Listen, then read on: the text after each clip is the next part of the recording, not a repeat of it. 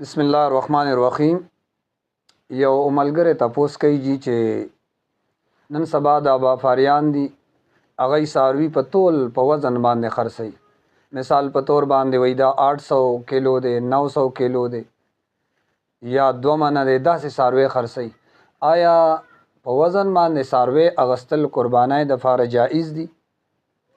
ګوره جي د قربانۍ څاروي په وزن اغستل دا جایز دي هغه صورت کې چې کله څاروي هغه متعین وي، او دویم د وزن نه بعد قیمت هغه هم متعین وي، او دریم جانبین اغستونکې او خرڅونکې هغه په دې خبره باندې راضي وي.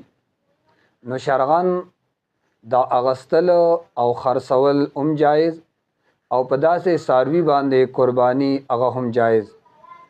البته د دې خبرې لحاظ هغه ضروری دی چې اغستو وخت کې د سړي نیت هغه ګورې د الله رضا وي، د غوښې د اصول نیت هغه پکې ني، خالص مخلص الله رضا هغه مخې ته، او د غوښې د اصول نیت هغه پکې نه وي.